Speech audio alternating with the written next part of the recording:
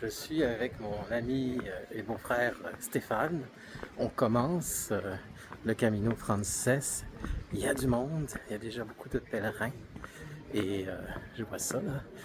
Et juste ça, c'est les pèlerins qui attendent. Et on est à Saint-Jean-Pied-de-Port, qui est le point de départ du chemin. Demain, on va franchir les montagnes qui sont là à travers. Et il y a 2 ans, on ne pouvait pas traverser les montagnes directement, vu que c'était l'hiver. Là, ça va être possible. Je suis dans mon gîte à Saint-Jean-Pied-de-Port et regardez la vue que j'ai de la vieille ville. Ça, c'est la ville plus récente qui est toujours très jolie. Puis je vais vous montrer où je dors. Voilà.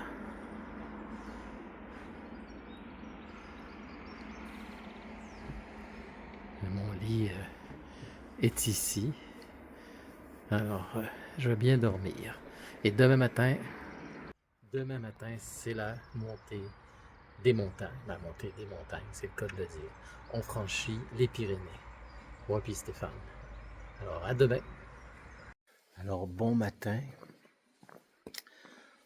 C'est le début de la randonnée. Regardez, il est 5h30 du matin. Alors, j'avais pas le choix de me lever parce que dans l'auberge municipale, vous voyez, tout le monde est debout, ou presque. Et on s'en va par là. Moi puis Stéphane. Le chemin Napoléon, le chemin de Napoléon, je vous expliquerai. Et une petite fontaine ici. Alors, il y a tout ce qu'il faut pour la randonnée. Et là, j'attends Stéphane.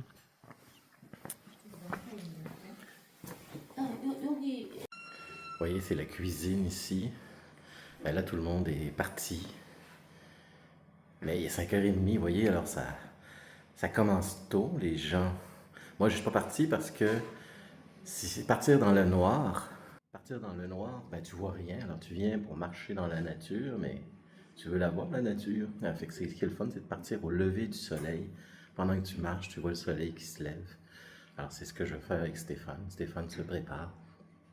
Et nous allons partir vers 6h, quand le soleil va se lever. Alors, je suis avec mon ami Stéphane. Alors, attends, Stéphane, mais il est dans l'ombre.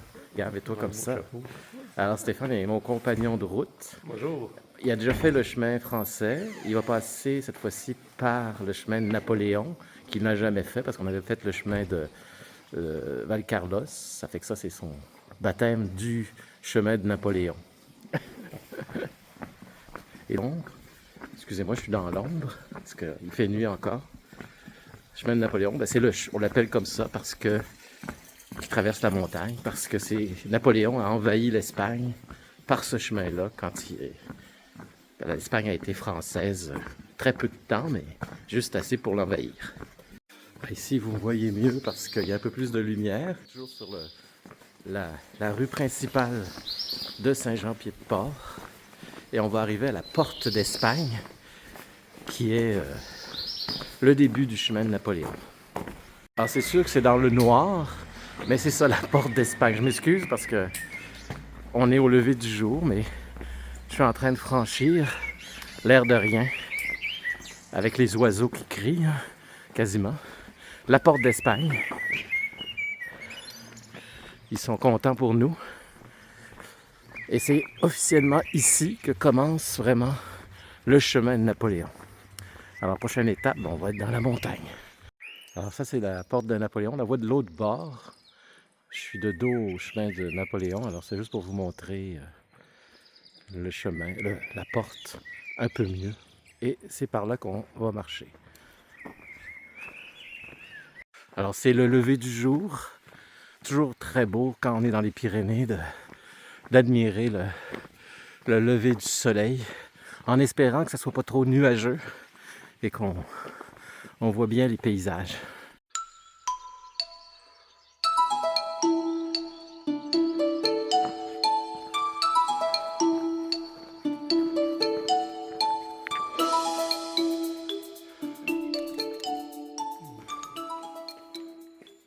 C'est le lever du soleil. Ça va vraiment être une belle journée. Juste par la lumière qu'il y a ici. On devrait avoir une très belle journée. C'est par là qu'on continue. Alors là, je suis proche de Horisson, qui est la mi-chemin de la montée. Et j'ai une vue incroyable. Alors, dans 3 secondes, je vais vous montrer la vue incroyable. Alors, tenez-vous bien. 1, 2, 3. Regardez ça, ça vaut pas le détour. C'est magique. La seule chose, c'est que en bas ici, c'est le village de Saint-Jean-Pied-de-Port. On devrait voir Saint-Jean-Pied-de-Port, mais là, il y a les nuages. Ben, c'est quand même beau. On peut pas dire que c'est pas beau, hein? Alors, le chemin que je suis en train de faire s'appelait, avant de s'appeler le chemin de Napoléon, qui envahissait l'Espagne. Ben, il s'appelait le chemin de Napoléon tout court. Il s'appelait le port de Cise. Ben, ça s'appelle encore le port de Cise. Ce que je suis en train de faire comme chemin, c'est ce que j'ai fait. Mais tout le monde l'appelle maintenant le chemin de Napoléon.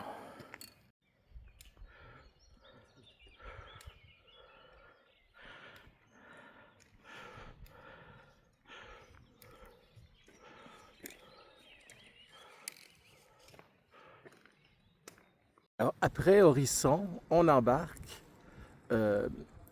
sur le col de Bentarte, qui prend 2h15 et qui fait 8,9 km. Et on arrive à 1450 mètres de hauteur. Ça, c'est la hauteur maximum des Pyrénées ici, là, parce qu'il y a d'autres régions plus hautes encore. Et ensuite, on rentre dans Roncevaux et on fait les 17 derniers kilomètres. Alors, ça descend principalement. Rendu à Roncevaux, c'est de la descente sur 17 km. Alors, vous voyez, c'est ce qui reste pour un total de 24 km. Alors ici, c'est une étape importante du chemin. C'est ce qu'on appelle la fontaine de Roland, comme vous pouvez voir.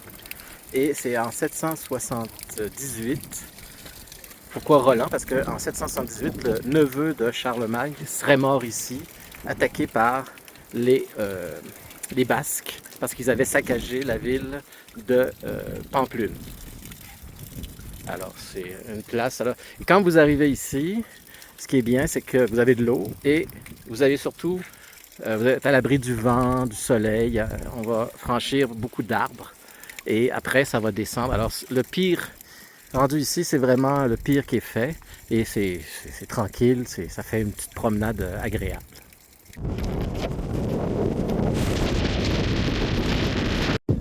Alors ici, on est plus à l'abri. Tout à l'heure, je vous ai filmé des potocs. C'est des chevaux basques des Pyrénées. Des chevaux sauvages. Mais ils vantaient tellement, je ne pouvais pas parler. Ils vantent encore, mais c'est beaucoup mieux ici. À l'abri avec des... Il y a des arbres, regardez. Il y a des arbres. Et le chemin est plat. Après, ça va descendre. Alors, je vais juste vous parler de l'histoire de Roland. Pour ceux qui ne connaissent pas l'histoire de Roland, c'est pas... Alors, j'ai dit en 785, Roland est mort, mais qu'est-ce qui est arrivé? C'est que la fontaine, je vous ai montré la fontaine, il était en arrière-garde et comme la colonne, c'était l'armée française, était immense, Charlemagne était en avant, ben, il a appelé à l'aide avec un corps, mais Charlemagne n'a rien entendu, c'était trop loin et les Basques ont attaqué tellement vite, massacré les Français. Mais à l'époque, on appelait les Francs plutôt. Très vite, ils sont tous morts, y compris Roland, que Charlemagne, lui, est arrivé, puis il n'y avait plus de Basques qui avaient tué les Francs, et plus de Francs. Ils étaient tous morts. Et il y a une légende aujourd'hui. Dans cette forêt, mais on est évidemment dans les légendes. Il y a encore l'armée de Roland qui se promène. Les esprits de l'armée de Roland se promènent encore dans cette forêt. C'est la légende. Alors rendu ici, commence la descente. Et il y a 2 chemins. Un à droite, plus tranquille, moins pentu. Et un à gauche qui est plus rapide. mais plus en pente. Alors ceux qui ont de la misère avec les pentes, ils vont prendre plus celui de droite. Moi, j'ai pas de problème avec les pentes, alors je prends toujours celui de gauche, qui est plus rapide aussi. Alors, c'est toujours bon de, quand vous arrivez au gîte, de pas trop traîner. Je vois des gens étalés au soleil, là, qui, à moins que tu aies réservé, ce que je n'ai pas fait. En Espagne, on n'a pas besoin de réserver. Ben, c'est mieux d'arriver tôt pour être sûr d'avoir des bonnes places. C'est pour ça. Alors, je suis rendu à l'abbaye de Roncevaux, qui est la deuxième étape. Alors, après Saint-Jean-Pied-de-Port, on traverse les Pyrénées et j'ai toujours mon ami, évidemment, qui est toujours vivant. Il a survécu à l'aventure. Il a l'air d'avoir aimé ça. Alors, je vais lui demander qu'est-ce qu'il en pense. Ça, j'ai fait un très beau voyage, un très beau Ben, pas parcours, là. voyage, ben, Un beau parcours, là. ouais, Dans c'est le ça. fond, là, les Pyrénées, là, c'était, j'ai jamais vu de quoi de plus si beau que ça, là. Ça part bien, un voyage, là. Mais Ah, il ventait. J'ai jamais vu un vent aussi infernal, là. C'est fou, là. Le vent, là. C'était, ça nous, on perdait même l'équilibre à ouais, force que c'était fort, là. C'est bon, c'était, puis moi, j'ai le vent, j'ai ça. On dirait que ça s'est pointé juste pour me faire chier. Excusez pour mon langage. ça va. Voilà. T'as le droit. Mais Ben, ça valait la peine parce que l'abbaye ici, c'est merveilleux, la température, il fait chaud. Et qu'on demandait plus à la vie, là, ah ouais, on a eu une belle journée. ça a été merveilleux. J'ai adoré mon voyage. Ben, C'est pas mon l'étape. voyage, mon étape, là, c'est merveilleux. Puis demain, qu'est-ce qu'on fait, tu le sais? Zoubiri. Zoubiri, ben oui, évidemment. Zoubiri, Voir Zoubiri, Zoubiri et mourir. comment oublier? Euh, C'est beaucoup, il y a de petits villages. Hein. Ça fait toute une différence quand je suis venu il y a 2 ans. On Oui, me ça, mettre plus que ça à la tête, on gelait comme des. On gelait, c'était il y a juste chaud. un mois de différence. Hein. Ouais. Et là, c'est le paradis, là. Ouais, c'est l'Espagne. Il fait chaud, il fait beau. Parfait. Ben, merci beaucoup Ben, de ton bienvenue. témoignage. Alors, je vais aller me coucher. Quelle journée incroyable. Et merci à Stéphane de son témoignage. Et on se revoit demain pour Zoubiri, la ville qui porte le nom de la ville au pont. Ça veut dire vraiment ça, la Zoubiri, ville qui a un pont.